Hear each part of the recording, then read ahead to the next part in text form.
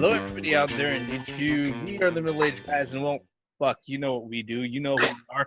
So what we're gonna do right now is we're gonna go ahead and we're gonna talk about the Spider-Man trailer. Spider-Man trailer was actually dropped earlier on Jimmy Kimmel Live. A lot of things showing up on Jimmy Kimmel, December 8th, 2016. After actually showing off earlier in the week, I believe on the 6th, a short 18-second teaser, like literally drop in the bucket teaser. Then they went ahead. They said that there was going to be the full trailer that was out. It was released out. Everybody saw it, ourselves included. Granted, it is a few days late, but we are going to talk about it. Gentlemen, what are your thoughts? The floor is open. So, Iron Man 7. Okay. No. Just fucking around. Looking forward to this. I'm really satisfied that they're not going to be telling the story all over again. We all know it. They've done it twice already in two different, versions. But they don't need to do it again. This takes place after Civil War. We know who Spider-Man is. They're not going to insult us like that. This is just basically a continuation from him from that point. And yeah, and Iron Man's in it. So Iron Man 7. Yep. What about you, Grey Mouse? What are your thoughts, sir? Yeah, pretty much the same as the theme, So it seems like Spider-Man is back from the Civil War. He went back to school. I'm not sure if it was the next day or not, but whatever. But yeah, so we get to see him in school, and of course Tony Stark showed up. I'm really excited about the villains. I can't wait to find out what they do with the Vulture. I don't think the Vulture has been on the silver screen yet, and the Tinker. I'm sorry. So I'm very interested in that. That's one of my favorite Spider-Man villains. So I'm looking forward to that. It'd be interesting if we could get a couple more the old school villains, but that remains to be seen. So yeah. Yeah, it's kind of funny thinking about like watching this particular one. A lot of people are looking forward to it, and one of the things that really kind of struck me going ahead and watching the trailer was like, first thing that came to mind after I finished up was like, how the fuck did Tobey Maguire ever pass as a fucking high school student? All right, because the first thing they show is like them sitting back in high school, and they look like high school students. Okay, I went ahead and I looked back at the old Spider-Man movie. All right, the one that everybody loves, and Spider-Man 2 and everything else.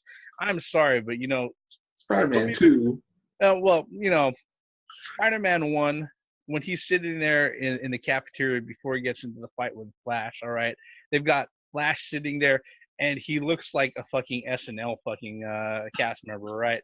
These guys are obviously like, mid to late 20s, maybe even 30-year-olds trying to play fucking teenagers, and it just fucking shows, all right?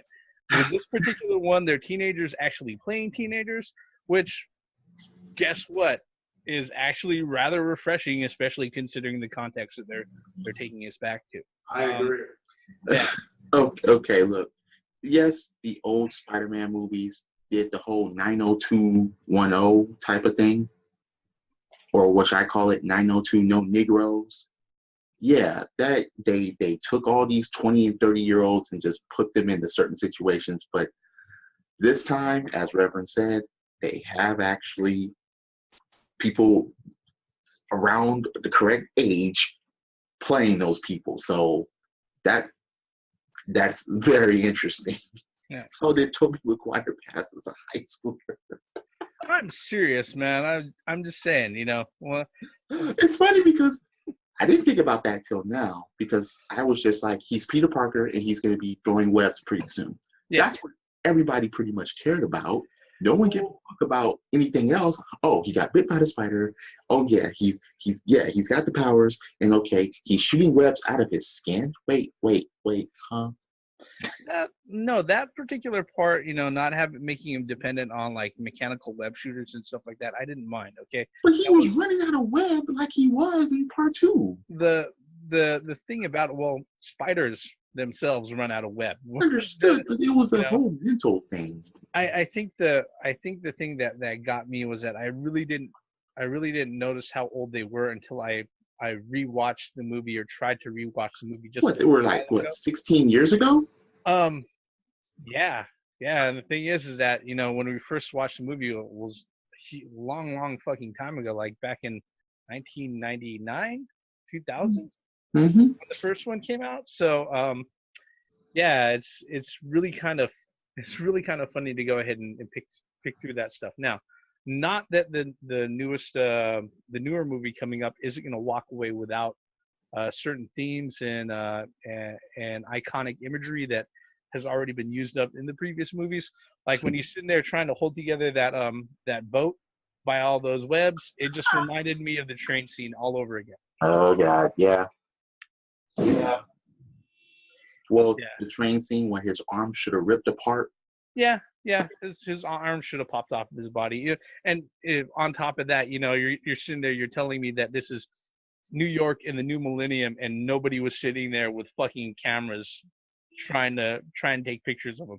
Oh, we'll all keep your identity secret. Bullshit.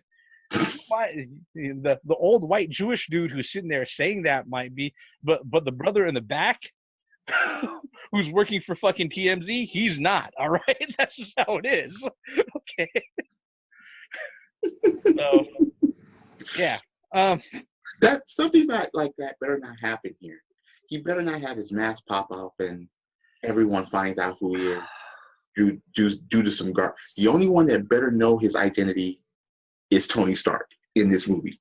That's already failed. That's already failed. Yeah, they already. No. I know someone else found out. Yeah. One of his friends. I get that. Which I disagree with 100%. Wait, I'm talking about Aunt May. I'm talking about somebody in incarnation of what's up? Somebody in the public. Right. Or Mary Jane or something or his love interest, someone like that. Friends I can accept. Tony Stark I can accept. Because friends can actually back him up when he's doing certain things and no, he's not. No, that's not him. That's not Spider-Man. That can actually come up. But a love interest finding out? No. And then the bad guy finds out about him and his love interest and starts fucking with his family. It's funny how that it looks like that's happening. So I hope to God that they don't fucking go there. They will, because there's a line that Michael Keaton said, "You don't know who you messing with." Yeah. I will kill you and everybody who you love. I'm just saying. So that means he has to die. Yeah. Which I'm going to say right now, okay, as far as villains go in the Marvel Universe, not a lot of them, they tend not to be very strong on screen. And the thing is that I like Michael Keaton a lot, and I know that he could play a bad guy.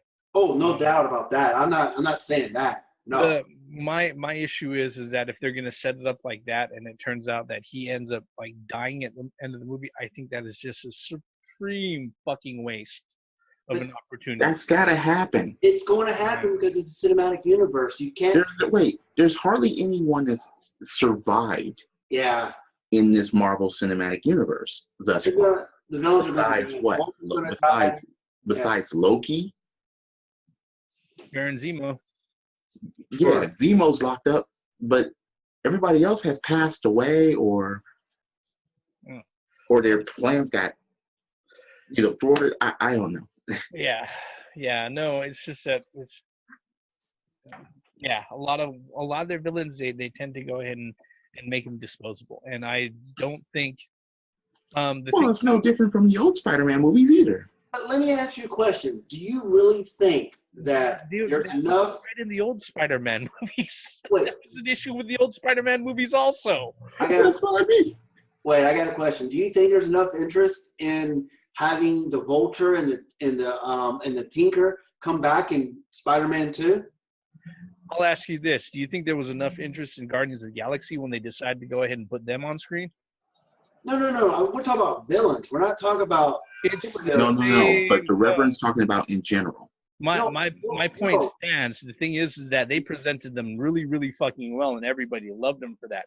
If they present these villains really, really well, also, then people will love them for that too. Okay. It won't happen. Oh. There's never been where a villain is in, except you're talking about Lord of the Rings, of course. You know, there's villains that Are you talking about any superhero type of universe? No, but I'm talking like the current. Loki? Well, that's because he didn't even show up a lot in Thor's own fucking comic book. You're not understanding what I'm saying. No, Loki, I understand perfectly what you're saying. In the other one, Loki was not really considered a villain at that point. Was he? Yes. He was a villain in the first Thor movie. What are you talking about?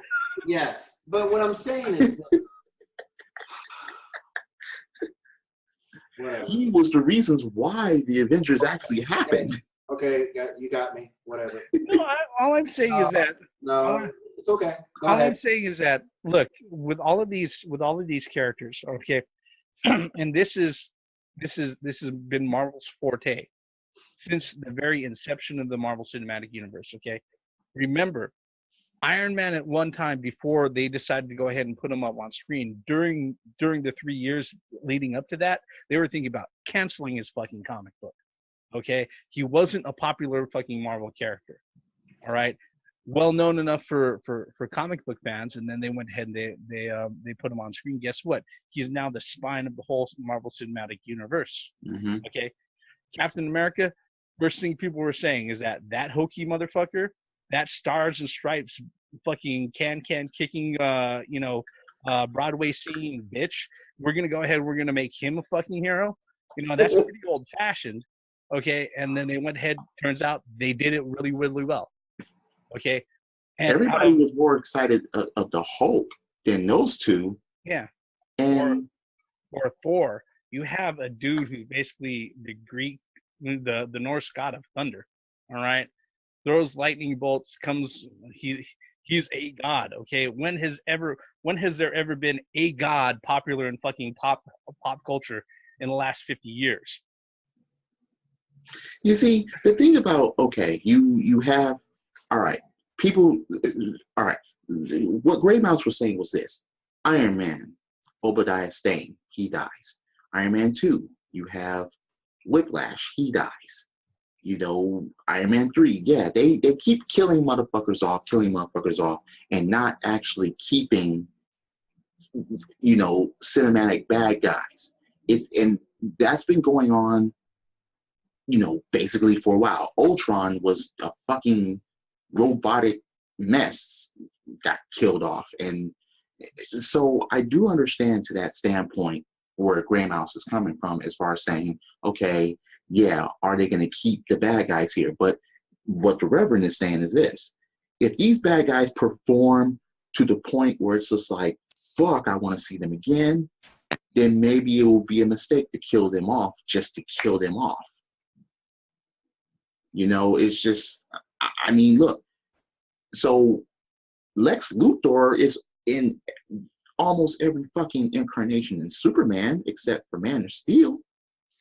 And Superman 3, which was not even fucking relevant. I think the thing with my fear with this, but they didn't kill him off. Yeah, my fear with this particular one is that, you know, if they end up with a good villain, okay, you don't want to sit there and remove them from the picture completely. All right, it's one thing if you have somebody like Obadiah Stane, the Ironmonger. Okay, the thing is that in the comic books, guess what? When Tony Stark resolved everything with Obadiah Stane, they had the big showdown between Iron Man and Ironmonger. Obadiah Stane died. He ended up actually taking his own life. So guess what? It falls in line. Okay. When you have, it would be like there being a Batman movie, the Joker showing up, and then the Joker dying at the end. Right. Well, and that actually happened. I know they did that in the 1989 movie, but guess what? As far as the many flaws that one has, that's probably one of the biggest ones. Okay. it's just, if they do the character right, then hopefully there's room for them to stick around. I would hate for them to sit there and squander the chance of asking Michael Keaton back to go ahead and reprise a role that he's probably going to kill it in. Okay, that's what I'm saying. Gray Mouse, you got to elaborate. Don't just sit back there and no, you're fucking pissing me off. You got to elaborate. Okay, seriously. No, I agree. I disagree 100%. They're going to kill the fucker off, and they're going to go on to the next villain.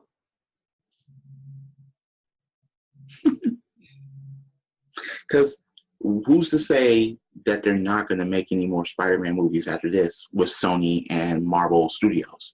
Oh, they will. It's going to make. I thought they already got like 2 planned already, 3 planned. They will. Be a series. This thing's probably going to make over $1 billion.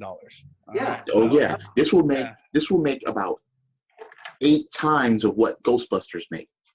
So easily. So it's like. Yeah. The loss that they took on Ghostbusters and all that shit, they're going to make it back here and then some. Yeah. They're hoping that this is going to be their big tentpole. See, the problem is merchandise and everything off of it. The problem is that we know that Jack Nicholson played a outstanding Joker, and they killed him off. So I don't think that it lies within the actors whether they do. Well, they kind of killed off the Batman series too. Because Michael Keaton. Let him finish. Because Michael Keaton, I mean, he could blow it out of the water, and they still kill him off at the end.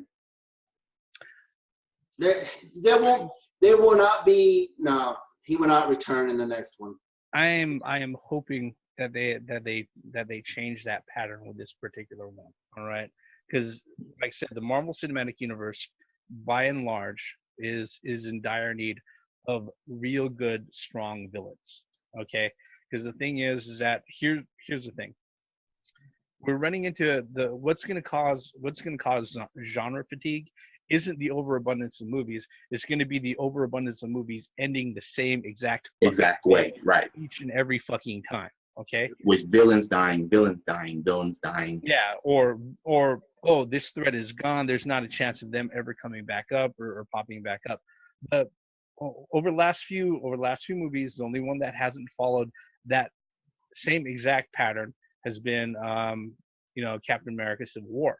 Okay, Zemo was left alive at the end. Okay, and here's the thing with any Marvel villain, especially any sort of comic book villain, if they're left alive at the end, it's just like the villain capturing the hero, putting him in the fucking death trap, saying his whole fucking plan, and then exiting out the door. Okay. I think the one that pissed me off was Red Skull. Yeah, the Red Skull. Yeah, he should have been able to stick around. He got teleported somewhere. That pissed me off. That was a bull. How are you going to? That is fucking the #1 enemy of Captain America. It just blows my mind. But no, the problem is that you have to tell a story within 2 hours. Now, when you're talking about your television series or your cartoons, it can be continued. And I understand why the villain always escapes or whatever, like Megatron always escapes, or the villains always escape, the Penguin always escapes because they, you got to continue that series. But with movies, you don't have that luxury, so to speak, to do that. So what people like, I think, or what they think people like, is a conclusion, a start, and a finish of one part of the story. They don't want that reoccurring villain in each. The problem that we have, though, is that Marvel has successfully sat there and trained its whole audience over the course of the last 12 fucking movies that this particular movie, its story does not end self-contained in this spot. Yeah. Characters are going to continue on, and they're going to be connected to something else. Mm-hmm. So that particular rule within the structure of what Marvel is trying to build doesn't exactly apply. To superheroes, but villains, it does. No, it doesn't. All right. That's why I used the whole Lex Luthor analogy, because, The reason why people like Loki was spared was because they were going to be featured in the next movie. They're part of the bigger picture. But that's the thing. The next Spider-Man movie can do the same thing. Not Infinity War, but the next Spider-Man movie. No, I know. You know what I'm saying? So that could actually happen in the realms of making sense. I mean, if you get because the Winter Soldier didn't. Thank goodness they didn't kill off the Winter Soldier. Yeah, I mean, as far as we knew, they did. I mean, you know, if you sit there, you continue on within the general realm of things and talk about Spider-Man. Okay, this is all right. This is obviously much outside the scope of thinking about the trailer and everything. Is that, you know, if Sony still has if they have, I know that they have the old plans of the Sinister Six and everything else. The reason why they couldn't ever get there was that, guess what? The financial returns that they were hoping for with the Amazing Spider-Man 2 didn't reach half of what they needed even to go ahead and continue establishing those particular villains. All right, they got like 3 out of the 6 on screen, and that was it. They didn't get any further. All right, if they go ahead and they decide to follow that same sort of path, or if you know, as far as it goes with a lot of the classic villains for Spider-Man, then it's not going to hurt to sit there and keep any of these guys around. Okay, and it's also not outside the realm of what we're talking about. Because let's be honest, are we expecting Spider-Man to sit there and kill anybody in his movies? No, Spider-Man doesn't do that. Yeah. What is he gonna sit there? Is he gonna drop a building on somebody, even on accident or anything like that? Is he gonna sit there and spider web somebody up to like an atomic bomb or an ICBM that shoots off into the fucking stratosphere? That's gonna go off in low orbit in space. Well, see, look, the thing is that Spider-Man didn't kill Venom in the other previous movies. Spider-Man didn't kill the Green Goblin either, but they killed him off. Not indirect. Spider-Man didn't directly kill him. But I mean, correct me if I'm wrong. Is the Vulture part of the Sinister Six? Yes. So that would be the only out.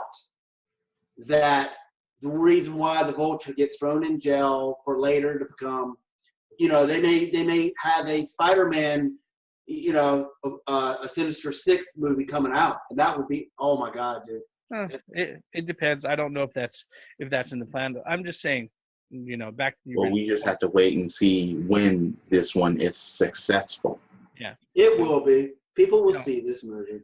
Oh, we're gonna go see it. Yeah, like I said, you know, I'm just hoping that, you know, as far as the things that I would like to see happen in this particular movie, okay, because I'm pretty sure that the stuff that they're going to go ahead and they're going to offer, and all the stuff that they've shown so far, I don't have any big reservations with it. Okay, coming back to the trailer, I absolutely loved it. Okay, watched it multiple fucking times at work, all right, and everything. Watched it a few times before we even started this video. Okay, you know, I'm looking forward to the movie. My biggest fear is that, you know, you have this powerhouse lineup of people who are sitting there supporting this movie, and then you're just going to go ahead and use some of the best ones, potentially some of the best ones, as one-offs. Okay. Granted, I know that MCU is getting pretty fucking big, all right, and we always have to sit there and be mindful of cast members and everything else, but, you know. See, one of the other things is that Spider-Man isn't going to be doing things totally alone here. Iron Man's going to be there. Yeah. I don't think Iron Man is going to play much of a part in this. Not much of a part, but he's still going to be there. Yeah. Well, yeah, he's going to try to guide Spider-Man because he's young. Flying and swinging at the end of the trailer. Yeah. So he's going to be there. He's not gonna be there enough to where it's gonna be made into right. Oh yeah, it's a Spider-Man movie through and through. Absolutely. Yeah, it's gonna be a Spider-Man movie. It's just, yeah, it's one of those things where I like what they're doing with this. I have a fear that they're gonna take, you know, possibly one of the best actors that they've ever gotten onto any of their films as a villain. And they're just going to go ahead and make him disposable. I got a question now. Do you think that that the way they're going with this, the Spider-Man, do you think they're going to, since we already kind of know, they're not going to reboot Spider-Man's origins because it's already been done. Do you think they're just going to go into it to where, okay, here's the Vulture and here's the Tinkerer? I would rather them do that than have, them become the Vulture and them become the Tinkerer. I would rather them just kind of, I don't know, show up. You know what I mean? Instead of doing, but the thing about it is that question has to do with them telling Spider-Man's story and concurrently telling the bad guy story at the same time. Yeah. They're not going to do that this time. Spider-Man is already there. So we just they don't need to thrust the bad guy at us, but they just need to show the rise and the decline and then the stage into the bad guy. And they can do that they can do that in 15 minutes. Yeah. And since they don't need to go ahead and establish, Spider-Man's origin, they can actually dedicate a little bit more time to fleshing out the villain as an actual fucking character instead of some sort of disposable cardboard cutout. Right. True. I mean, because they can't really just throw in, because, you got these other people that enjoy the Marvel movies but don't have a comic book or the nerd background like we do. Well, know to your point, why the Vulture came and why the Tinkerer became we know that. We don't need that. But you got these other people on the other side that's just going in, it's a Marvel movie, so I can understand to an extent. They don't, like I said, they don't need to spend 45 minutes on a backstory for the villains. See, to your point, they just can't thrust these motherfuckers in the movie without even knowing why they're there. Yeah. But at the same time, they can't take an hour to explain why they're there. They need They need to get through it as soon as possible so we can see the rise and fall, the conflict, the climax, all that shit. They need to do it at a certain pace so motherfuckers will be like, okay, get to the action, get to the end, if you're gonna bury this, then get to the dirt. It's already down there. It's already 6 feet under. Put the dirt. No, they need to do this correctly. So to your point, Gray Mouse, they don't need to tell Spider-Man, we know that, but they need to ease us with the bad guys to have us emotionally involved as to why they're there. Well, one thing I think when I got so annoyed earlier was the fact that majority of the movies that we've gone and seen, they pretty much, we go origin story, we go why he became the villain, and then he's killed off at the end. That has happened over and over and over and over again. It didn't happen in Doctor Strange. And it's really frustrating that they do that. It really is. Because there's so much. To me, this is just my personal opinion. If they do this shit right, you can have, I'm talking about decades of movies made on this whole, because Marvel is huge. You can have decades of material to do, but it seems like they're cutting themselves short and leaving money on the table by doing it the way they are now. I just don't want them to feel like, I just don't want it to feel like a rushed movie. Not a rushed movie, but like, okay. In certain defenses, there are certain enemies that just can't live. Courtesy of what they do or what they're capable of. I understand that, but like in the written media, like comic books or whatever, these, I just hate the fact that the hero and the villain meet the first time and the villain dies. Well, that's like, okay, when it comes to book, they meet several times and they have several clashes over several decades or whatever. Then, something unfortunate happens and the villain dies. You see, that's like, okay, crossing over to the DC, General Zod had to die. Doomsday had to be obliterated somehow. You can't kill that guy, dude. But that's the point. They had to get them off screen. Them motherfuckers aren't coming back. You know that it would. Yeah, I understand, but that's my frustration with But Lex Luthor can leave and come back and escape from jail or whatever. Why can't Doomsday? Doomsday has a story behind there too. Wait. The story was Doomsday going to start talking? No, I mean, but there's still no character there. There's still plots there, though. No, there's no character. There's just fighting, and that's it. Trying to destroy a city, and that. No, we got Godzilla for that. Godzilla. Anyway, yeah, okay. I'm not even gonna touch that. I'm really not. Yeah. In any case. I think we beat this horse. It's dead.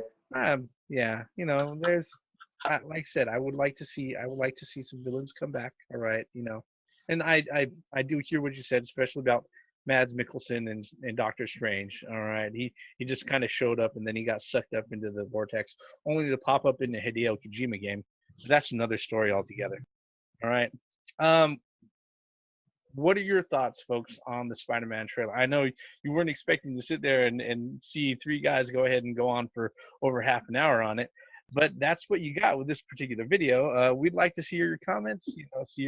Go ahead and plunk them in below. If you're so kind, hit that like button, hit subscribe. It gives us reason to go ahead and run off on these rambles. All right. We'll do it anyway, even if you don't like it. We're still gonna. I mean, yeah. Sorry, you go. All right. We're the middle-aged guys, and we just been bullshitting about this first Spider-Man trailer for over 30 fucking minutes. I'm the Reverend. The theme here. Gray Mouse 1. Spider-Man. Can it be good? Yes, it can. So I hope so. Shit. Bring it. Credits. If it's not, I'm going to hang myself. Well.